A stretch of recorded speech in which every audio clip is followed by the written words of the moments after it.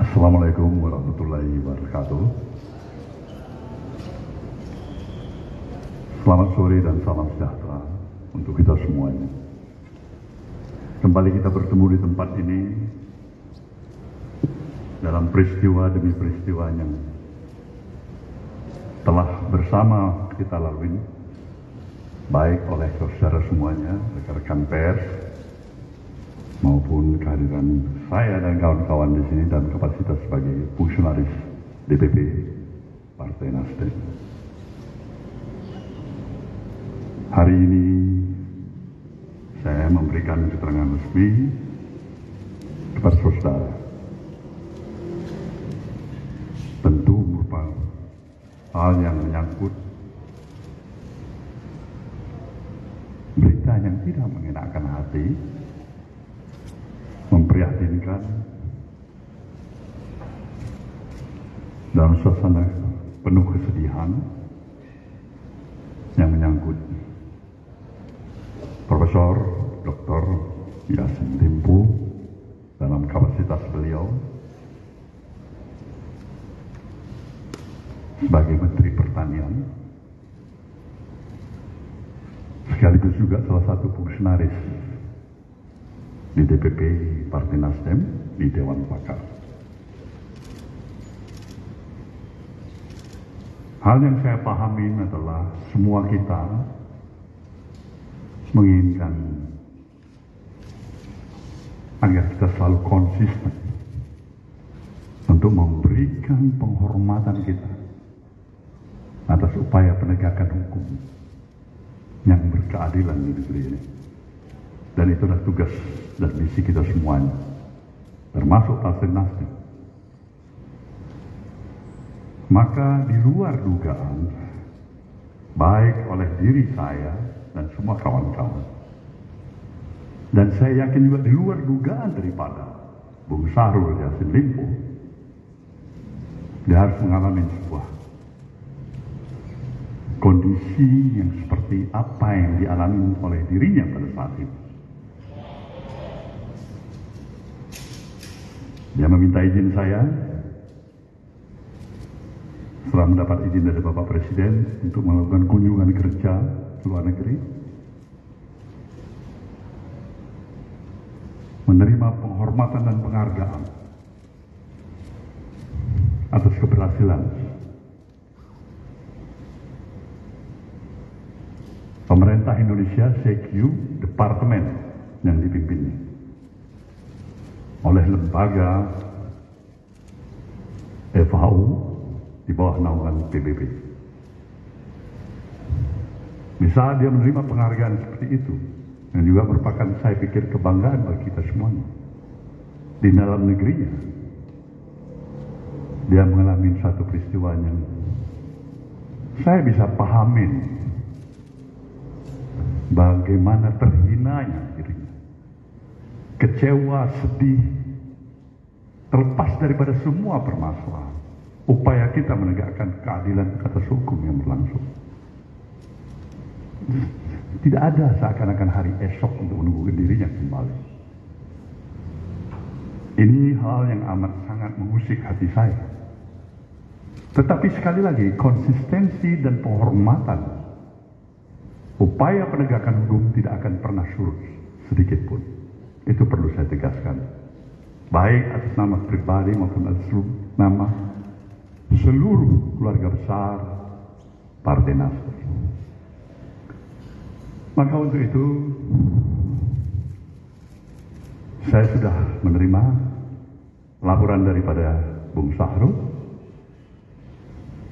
Atas nama DPP saya menyatakan segera menghadap Presiden, sampaikan surat pengunduran diri sebagai Menteri Pertanian. Agar apa? Agar sekali lagi memberikan penghormatan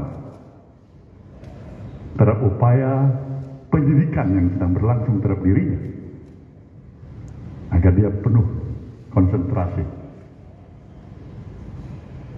Dan kita tentu Saya ingin mengajak semuanya kita untuk tetap memberikan ruang penghormatan kita kepada presumption of innocence, terhadap ajas praduga yang tidak bersalah. Salah, jalani, hadapi, laksanakan. Itu prinsip yang tegas bagi kita. Jadi hal inilah yang paling penting, saudara ketahui, Nasdem tetap pada komitmennya. Ada permasalahan, jangan lari dari permasalahan, hadapin permasalahan. Kita ingin agar bisa memberikan semangat dan nilai kepeloporan selalu ke depan dalam upaya pemberantasan korupsi, agar negeri kita bisa lebih baik, agar harapan dan cita-cita kita bersama bisa lebih terwujud sebagaimana yang kita harapkan. Inilah yang saya harus katakan pada saudara semuanya, dan saya mempersilahkan saudara untuk menanya apa saja. Silakan. Nah, coba diatur, Bung Charles. Ya, selamat malam Pak Surya dan juga jajaran elit Partai Nasdem. Mohon izin Tatang dari kompas.com, Pak. Pak Surya, saya Tatang dari kompas.com. Pak Surya, mohon izin bertanya, ini kan kasus Pak SYL sedang diduga terlibat kasus korupsi dan sedang diusut oleh KPK. Tadi Pak Surya mengatakan bahwa Pak SYL diminta untuk mengundurkan diri dari kabinet Pak Jokowi. Lantas sikap terkait dengan Ibu Siti Nurbaya Bakar seperti apa, Pak? Apakah juga akan ditarik dari kabinet Pak Jokowi atau seperti apa? Seperti itu, Pak. Oke. Satu lagi. Selamat sore Pak Surya, izin Bella dari CNN TV. Pak Surya, tadi pagi kan juga Pak SYL ini mendatangi Polda Metro Jaya untuk memberikan keterangan terkait dengan adanya dugaan kasus suap gitu ya. Itu artinya tadi dugaan suap tersebut ataupun laporan tersebut itu kepada pimpinan KPK yaitu Firly Bahuri atau seperti apa Pak? Boleh dijelaskan? Terima kasih. Satu lagi. Selamat sore Pak Surya Paloh dan jajaran dari Partai Nasdem. Saya Santi Dewi Pak dari IDN Times. Ada dua pertanyaan izin Pak Surya. Yang pertama, ini kan merupakan kali kedua ya Pak. Kita seolah-olah kayak dejavu nih, kembali ke situasi ketika waktu Pak Joni Plate juga dalam situasi ini begitu. Apakah menurut Pak Surya ini juga bagian dari politisasi hukum begitu? Karena seperti yang tadi disampaikan oleh rekan saya Bella dari CNN, ada dugaan pemerasan yang justru diduga kuat dilakukan oleh pihak KPK yang tengah mengusut perkara hukum, di mana Pak Mentan saat ini sedang berperkara begitu. Kemudian yang kedua Pak Surya, ini kan sudah ada dua menteri dari pihak Nasdem yang tersangkut kasus hukum begitu. Apakah Pak Surya khawatir hal ini akan mempengaruhi elektabilitas pasangan Amin untuk menghadapi pemilu 2024? Terima kasih Pak. Baik. Yang pertama, tentu seperti apa yang saya katakan, Mbak Baya sedang bekerja sebagaimana mestinya dengan kemampuan profesionalisme yang ada pada dirinya menjalankan misi dan tugas di dalam kabinet. Apakah Pak Baya akan ditarik? Nggak ada kaitannya. Kita berdoa mudah-mudahan tidak terjadi. Jadi jawabannya, Mbak Baya jalan kerja sebagaimana mestinya. Ya. Kedua,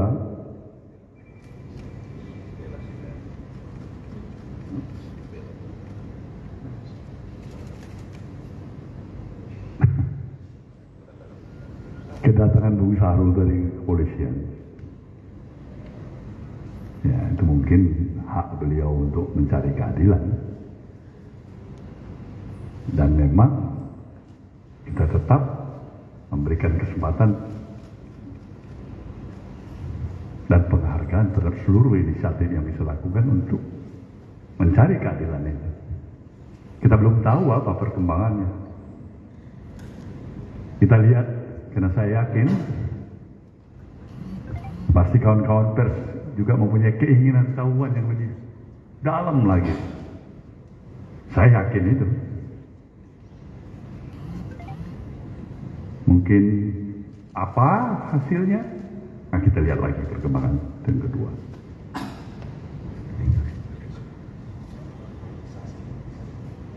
Nah, soal masalah politisasi hukum, kita berupaya jangan sempat itu terjadi. Kan itu semangat kita. Kalaupun itu udah kita upayakan tapi tetap terjadi, nah itu di luar daripada kemampuan kita. Kita menjaga, kalau dari pihak Nasdem pasti menjaga saya. Tidak ada lah upaya politisasi hukum. Tapi kita kan bukan penegak hukum, sebagai institusi partai politik. Tapi kalau apakah ada yang menjamin, menggaransi sepenuhnya aparat penegak hukum bebas sama sekali? Tidak ada politisasi terhadap masalah penegakan hukum. Nah, itu catatan pinggir, rekam jejak, dan sebagainya.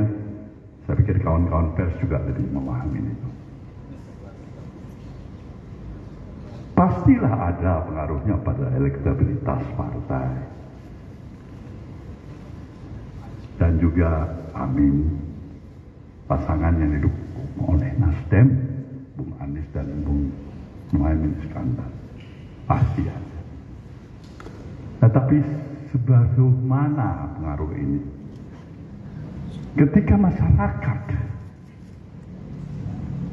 yang juga mempunyai masih harapan dan keinginan,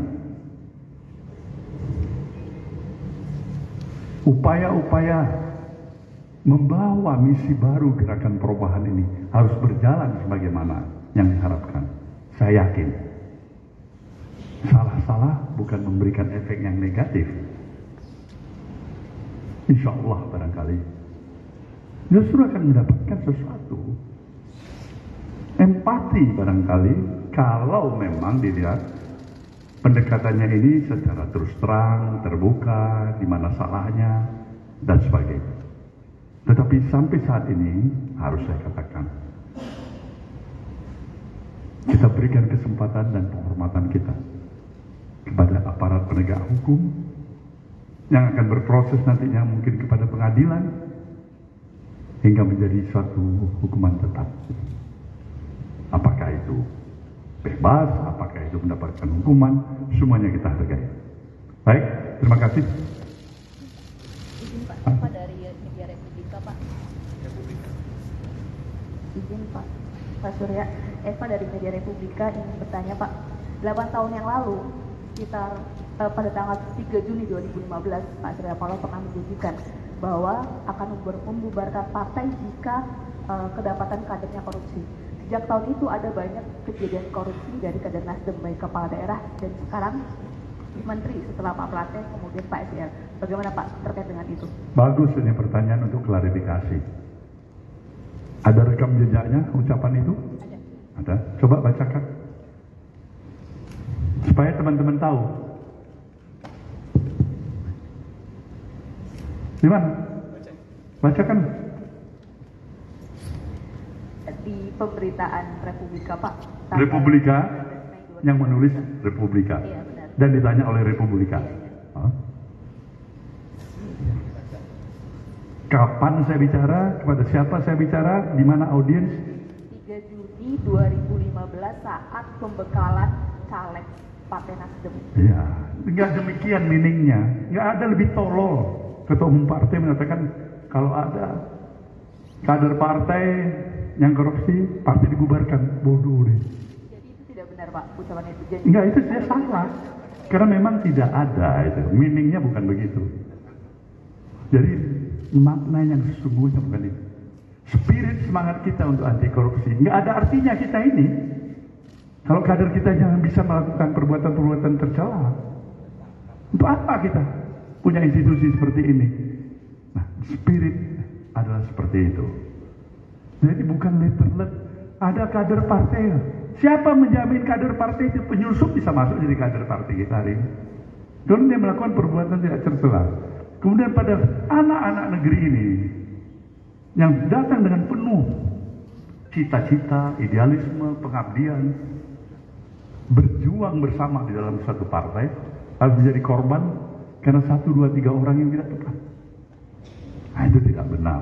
Jadi saya intinya mengkoreksi, bukan itu sesungguhnya. Baik, terima kasih. Oke, cukup. Ada? Baik teman-teman semuanya, saya aturkan terima kasih dalam suasana yang kita mungkin bisa pers conference jauh lebih gembira lagi dari hari ini. Wabillahi taufiq wal hidayah. Wassalamualaikum warahmatullahi wabarakatuh.